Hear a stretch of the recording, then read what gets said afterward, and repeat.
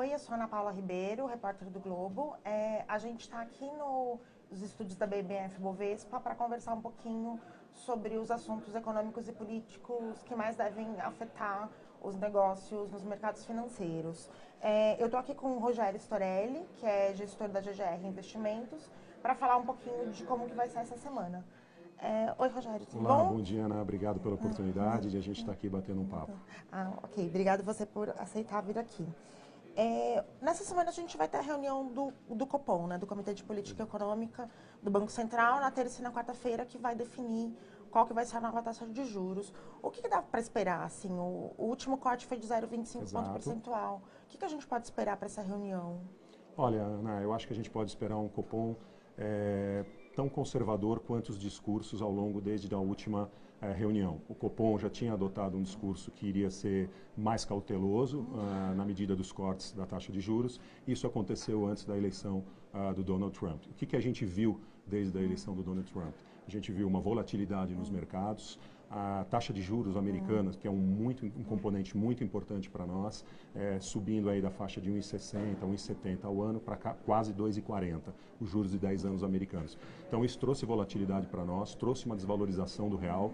Nós vimos o Banco Central intervindo, voltando a vender dólares no mercado para diminuir a volatilidade do dólar. Então eu acho que se o Banco Central já tinha adotado um discurso conservador na última reunião, antes do fato da eleição do Donald Trump, eu acho que nós vamos ver um Banco Central bem cauteloso e passando um sentimento que em 2017 nós não vamos ter uma queda tão rápida e numa intensidade tão grande. Então a nossa expectativa é um corte de 0,25% nessa reunião. Antes da eleição do Trump, na primeira reunião lá na primeira reunião que teve corte pelo Copom, que foi no começo de outubro, Exato. se falava que talvez começasse com 0,25 e depois o Banco Central aumentasse para um corte maior de 0,5 ponto percentual. Exato. E isso está praticamente descartado. Praticamente descartado. Eu acredito que o Banco Central, com a cautela que ele vem, com a expectativa da convergência das taxas de inflação para o centro da meta em 4,5% e visto essa volatilidade toda que nós vimos no mercado,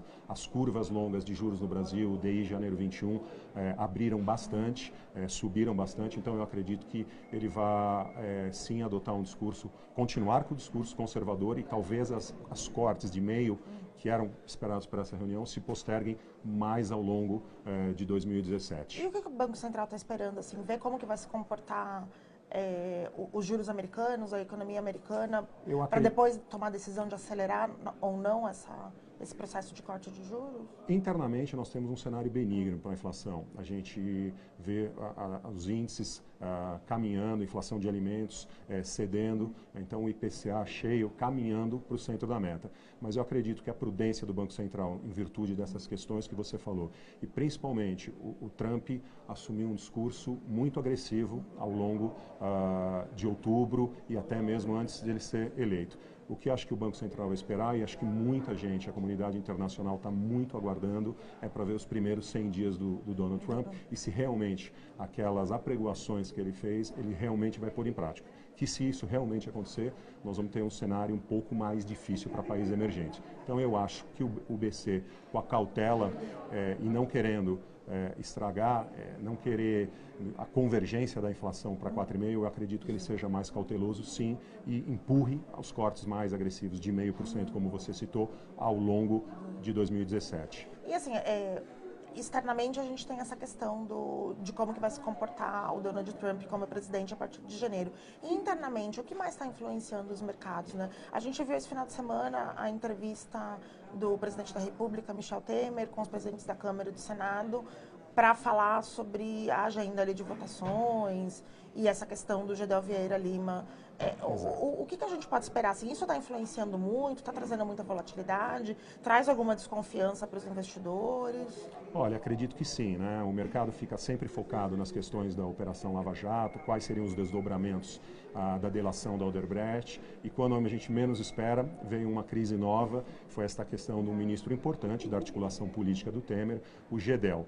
Acho que o governo demorou em afastá-lo, deveria ter sido mais proativo no sentido de afastá-lo. O Temer assumiu essas negociações junto ao Congresso. Acredito que para essa semana nós temos uma votação importante no Senado, que é a PEC do limite dos gastos. Acho que essa PEC está praticamente aprovada. Mas o mais importante é que essa PEC não funciona sem uma reforma da Previdência. Então eu acho que a articulação política para a reforma da Previdência vai se enfraquecendo um pouco à medida que novos escândalos vão acontecendo. Então, assim, essa situação que aconteceu, que ganhou força na semana passada e que levou ao afastamento de Gedel, torna mais difícil para o governo aprovar reformas importantes como a Previdência trabalhista? Eu acredito que a base aliada, que não é tão aliada assim, né, mas é uma base aliada, conseguiu votar junto com o Planalto em várias questões, começa a mostrar pontos de insatisfação. A gente já viu o PSDB falando em medidas econômicas para reativar a economia, o que não está acontecendo, a economia ainda não fez a inflexão na queda no PIB, então já começa a ter um descontentamento em alguns partidos, e essa base aliada a gente sabe, não é uma coisa sólida. Então, começam esses escândalos se sucederem, eu acho que vai ficando um pouco mais tortuoso o caminho para aprovar a principal reforma que o Brasil depende, que é a Previdência. E esse ambiente político mais incerto, em que o governo deve ter mais dificuldades para negociar essas reformas importantes, qual que pode ser o impacto do lado da economia? A gente pode ver uma retomada mais lenta ainda da econômica? Acredito que sim. Se os agentes econômicos perceberem que a reforma da Previdência vai demorar, vai ser fatiada, não vai ser uma reforma ampla, eu acho que principalmente os indicadores de confiança podem começar a reverter e trazerem mais abaixo ainda dados econômicos de produção, de veículos, e eu acho que isso sim pode impactar. Então o mercado tem essa expectativa de um envio da reforma da Previdência agora em dezembro e o início das discussões no ano que vem. Se isso não acontecer, eu acho que é bem negativo. E onde que pode atrapalhar mais? Por exemplo, o investimento estava muito baixo, estava caindo. Isso é algo que pode continuar ainda Com certeza. delicado? A gente vem sofrendo seguidos trimestres de queda no investimento. Acho que essa reversão de expectativa pode ser uma ducha, essa postergação da Previdência, essa dificuldade desta base aliada se entender com o Palácio do Planalto, pode levar a uma postergação de novos investimentos.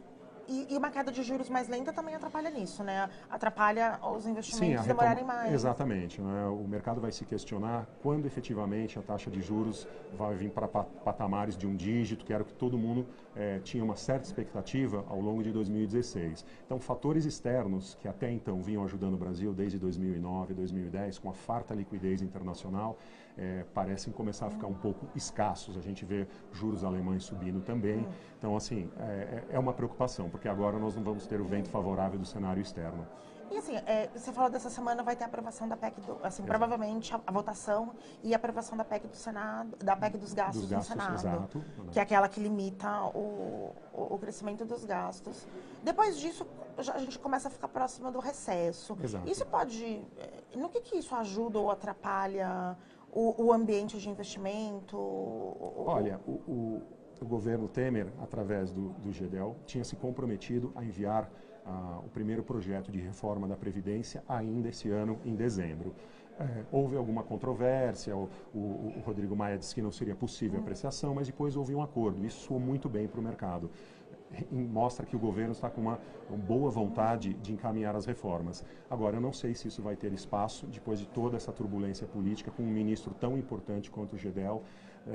Ainda temos alguns desdobros, talvez abertura de inquérito, procuradoria talvez abra um inquérito contra o Gedel denunciando, então talvez isso ainda crie muito atrito e talvez tenhamos que postergar isso para o ano que vem. E tem a delação da Odebrecht, né? Que pode Exatamente. A Odebrecht está dependendo de um acordo com os Estados Unidos, foi feriado de ação de graças lá, então postergou esse acordo lá nos Estados Unidos, que é em conjunto com o Brasil, então acredito que essa semana deve sair, provavelmente isso deve mexer bastante com o ambiente político de Brasília. E isso deve acabar causando uma volatilidade, a gente deve ver também na Bolsa, no câmbio, isso também é provável que sim, né? A Bolsa sofreu uma realização, muito em função do cenário externo. O cenário interno, os dados econômicos continuam fracos, não houve uma melhora tão significativa como se esperava no terceiro TRI. Então, acho que a Bolsa sofreu uma realização, houve saída de investidor estrangeiro, o juro americano saiu, como eu já havia mencionado, de 1,60, 1,70 para 2,40, então é uma alta muito forte. Então, a gente, como chama no mercado, flight quality, né? Voo do dinheiro para países de segurança. Então, emergente sofre, o Brasil tem uma situação interna debilitada das suas contas fiscais e acaba tendo um fluxo. O Banco Central voltou a intervir no dólar para tentar diminuir essa volatilidade. Então, com certeza, não teremos um final de ano tão tranquilo, teremos volatilidade nos mercados. Ok, obrigada, Rogério. Eu que agradeço a oportunidade. A gente encerra por aqui e na próxima semana a gente volta para falar um pouquinho do que deve continuar impactando a Bolsa e o dólar. Obrigada.